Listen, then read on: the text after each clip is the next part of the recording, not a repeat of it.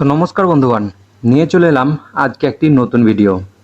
আজকের ভিডিওতে আমি আপনাদের দেখিয়ে দেবো আপনারা কিভাবে বাড়িতে বসে ডেথ সার্টিফিকেট বা মৃত্যু সার্টিফিকেট অনলাইনে আবেদন করবেন। প্রসেসটা খুব ইজি এবং সিম্পল, কিন্তু আপনারা অনেকেই জানেন না, তাই আপনাদের সুবিধার্থে আমি ভিডিওটি আজকে আপনাদের জন্য নিয়ে চলে এলাম। তো চলেন ভিডিওটা শুরু করা যাক। জন্য আপনি সবার প্রথমে গুগলে চলে আসবেন এবং জন্ম মৃত্যু বলে সার্চ করবেন এবং এই প্রথমকার এই ওয়েবসাইটে চলে আসবেন, জন্ম মৃত্যু তথ্য। এরপর আপনার সামনে এরকম ওয়েবসাইট খুলে যাবে এবং আপনি ডান দিকে কর্নারে একটি অপশন পাবেন সিটিজেন সার্ভিস এবং ডেথ এবং অ্যাপ্লাই ফর নিউ রেজিস্ট্রেশন। এখানে ক্লিক করার পর এখানে আপনার মোবাইল নাম্বারটি সর্বপ্রথম এন্টার করে দেবেন। আমি আমার মোবাইল নাম্বারটি এন্টার করে দিলাম এবং গেট ওটিপি এই অপশনে ক্লিক করে আপনার মোবাইলে একটি 6 সংখ্যার ওটিপি আসবে, সেটি এই ঘরে বসিয়ে দেবেন। এরপর সাবমিট ওটিপি সাবমিট করার পর আপনার সামনে এইরকম একটি ডেথ রেজিস্ট্রেশন ফর্ম ওপেন হয়ে যাবে। এটাকে আপনাকে সঠিকভাবে ফিল আপ করতে হবে। তো প্রথমে আছে ডেথ, আপনার আজকের ডেটটা এখানে থাকবে এবং মোবাইল নাম্বারটা এখানে থাকবে। এরপর হচ্ছে রিলেশনশিপ, আপনার মৃত ব্যক্তির সঙ্গে আপনার আবেদনকারীর কি সম্পর্ক, সেটি আপনাকে এখান থেকে ড্রপ ডাউন মেনু থেকে সিলেক্ট করতে হবে। আমার ক্ষেত্রে আমার পিতাজি হচ্ছে বা আমার বাবা হচ্ছে, তাই আমি আমার ফাদার সিলেক্ট করে দিলাম। এরপর আবেদনকারীর নাম এবং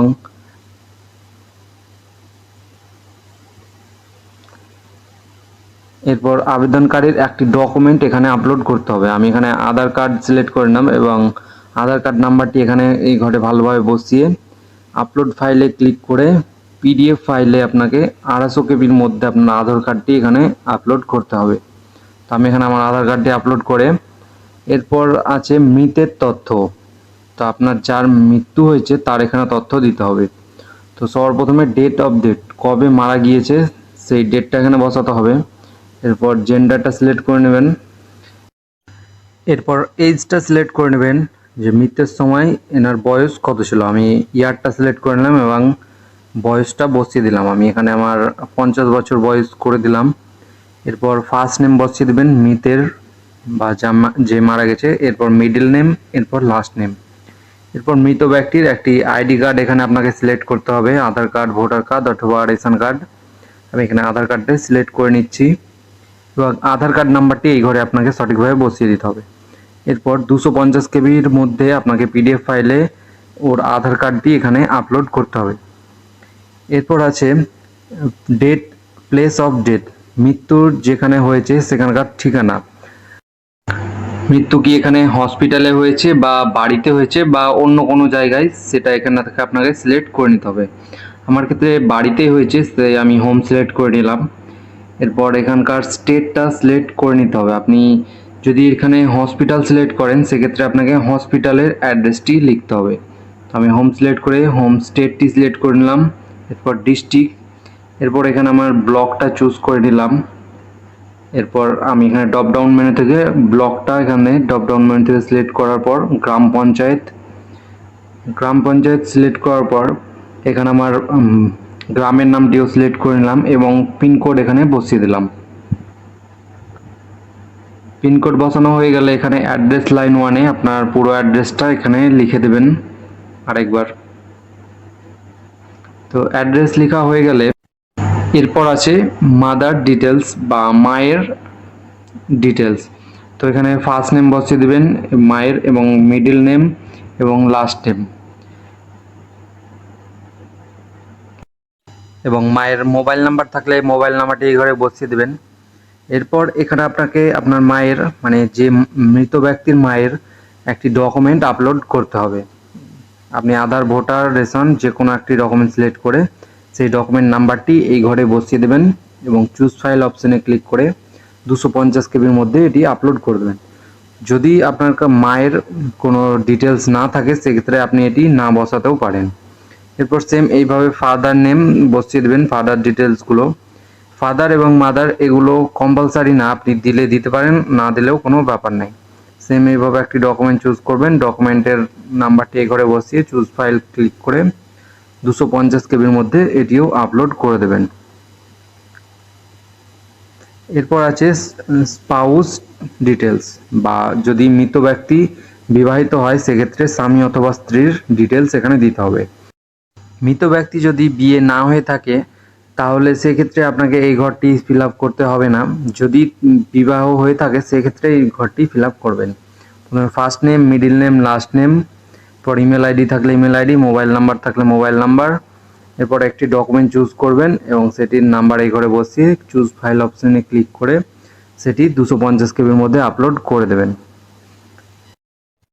এরপর আছে মৃত্যুর সময় মৃতের ঠিকানা, যেখানে মৃত্যু হয়েছে সেই ঠিকানাটা এখানে আপনাকে বসাতে হবে। বাড়ির নাম, তারপর হাউস নেম, স্ট্রিট নেম, এরপর আপনার অঞ্চল বা পোস্ট অফিস, এরপর স্টেট, এরপর ডিস্ট্রিক্ট, এরপর ব্লকটা সিলেক্ট করে নেবেন যে কোন ব্লক, এরপর গ্রাম পঞ্চায়েতটাও সিলেক্ট করে নেবেন, এরপর ভিলেজ, এরপর পিনকোড।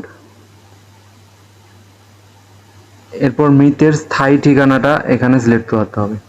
যদি মৃতের স্থায়ী ঠিকানা এবং মৃত্যু স্থানের ঠিকানা সেম হয় সেক্ষেত্রে এই ঘরে একবার টিক করে দেবেন, সেক্ষেত্রে আপনার অ্যাড্রেসটি অটোমেটিক এই ঘরে ফিল আপ হয়ে যাবে। এরপর আছে সংবাদদাতার তথ্য। তো সংবাদদাতার তথ্য বা সংবাদদাতার ঠিকানা যদি মৃত ব্যক্তির ঠিকানা সেম হয় সেক্ষেত্রে আপনি এই বক্সে ক্লিক করে দেবেন এবং সংবাদদাতার ঠিকানা, মৃত ব্যক্তির ঠিকানা সব এখানে চলে আসবে। তো আমি এই বক্সে, চেক বক্সে একবার ক্লিক করে দিচ্ছি। এরপর এখানে আপনাকে সংবাদদাতার নামটি সঠিকভাবে বসিয়ে দিতে হবে। আমি আমার সংবাদদাতার নামটি এখানে বসিয়ে দিচ্ছি। এরপর ডেজিগনেশন, তো ডেজিগনেশনে যদি সংবাদদাতা আশাকর্মী হয় সেক্ষেত্রে আপনি আশা সিলেক্ট করবেন, অথবা যদি আদার হয় তাহলে আদার। আমি এখানে আদার সিলেক্ট করে নিলাম। এবং যদি এমপ্লয়মেন্ট আইডি থাকে, মানে আশাকর্মী থাকে, যদি আপনি অন্য কাউকে থাকেন, অন্য কাউকে দেন, সেক্ষেত্রে এমপ্লয়মেন্ট আইডি দেওয়ার দরকার নেই। এরপর বাকি তথ্য অটোমেটিক চলে আসবে, আপনাকে এখানে কিছু ম্যানুয়ালি ফিল আপ করতে হবে না। এরপর আছে মৃতর তথ্য। তো মৃতর ধর্মটা এখানে সিলেক্ট করে নেবেন এবং মৃত কি পেশা বা কি কাজ করত সেটা এখান থেকে সিলেক্ট করে নেবেন। এরপর কোনো রিমার্ক বা কিছু লিখতে চাইলে এখানে আপনি লিখতে পারেন, অথবা এটা ছেড়ে দিতে পারেন। এরপর এখানে আপনাকে 3টি ডকুমেন্ট আপলোড করতে হবে। প্রথমে ফর্ম 2, এরপর ফর্ম 2 এর পর হচ্ছে আপনার একটি ডাক্তারের ডেথ সার্টিফিকেট, বা আপনি যদি হসপিটালে মৃত্যুবরণ করেন আপনার পেশেন্ট, সেক্ষেত্রে ডাক্তার একটি সার্টিফিকেট দেয় যে পেশেন্ট মৃত বলেন, তো সেই সার্টিফিকেটটা এখানে আপলোড করতে হবে। এবং আরেকটি সার্টিফিকেট হচ্ছে যেটি শ্মশান বা কবরস্থানে কবর দিলে বা শ্মশানে পোড়ালে সেখান থেকে একটি কাগজ বা সার্টিফিকেট দেয়, সেটি এখানে আপলোড করতে হবে। তো ফর্ম 2 এটি আমি আমার ডিসক্রিপশন বক্সে দিয়ে দেব, সেখান থেকে আপনি ডাউনলোড করে এটি এখানে আপলোড করতে পারেন। সেই ফর্ম 2 এ ফিল আপ করে আপনাকে আপনার নিয়ারেস্ট যেটা হেলথ কেয়ার বা আশাকর্মী আছে সেখান থেকে সিগনেচার ভেরিফাই করে আনতে হবে এবং এরপর এখানে আপলোড করতে হবে। মনে রাখবেন, সেটি সিগনেচার ভেরিফাই করে না আসলে আপনার আবেদনটি রিজেক্ট হয়ে যাবে। এরপর আপনি জাস্ট এটাই সাবমিট করে দেবেন। সাবমিট করার পর আপনার যা যা ডকুমেন্ট আছে এখানে আপলোড করলেন সেগুলো আপনি আপনার নিকটবর্তী পঞ্চায়েত অফিসে একবার জমা দিয়ে দেবেন। এরপর আপনি 7 থেকে 10 দিনের মধ্যে আপনি সার্টিফিকেটটি ডাউনলোড করতে পারবেন। ডাউনলোড করার জন্য আবার হোম পেজে চলে আসবেন এবং ডাউনলোড সার্টিফিকেট এই অপশনে একবার ক্লিক করে দেবেন। এই ডাউনলোড অপশনে ক্লিক করার পর এখানে আপনার অ্যাকনোলেজমেন্ট নাম্বারটি সার্চ করে আপনি ডাউনলোড করতে পারেন। যদি আপনি এটির স্ট্যাটাস দেখতে চান তাহলে ট্র্যাক অ্যাপ্লিকেশন এই অপশনে ক্লিক করে আপনি এর স্ট্যাটাস দেখতে পারেন। সাধারণত এটি 5 থেকে 7 দিনের মধ্যে হয়ে যায়। তো এই ছিল ভিডিও ডেথ সার্টিফিকেট অথবা মৃত্যু সার্টিফিকেট আবেদন করার একটি ছোট্ট ভিডিও। আশা করি ভিডিওটি আপনাদের ভালো লেগেছে। ভিডিওটি ভালো লাগলে অবশ্যই একটি লাইক করে দেবেন এবং চ্যানেলে একটি সাবস্ক্রাইব করে দেবেন এবং কিছু জানার থাকলে বা কিছু ডাউট থাকলে আপনি কমেন্ট বক্সে অবশ্যই জানাতে পারেন, আমি আপনাকে অবশ্যই রিপ্লাই করে দেব। ধন্যবাদ।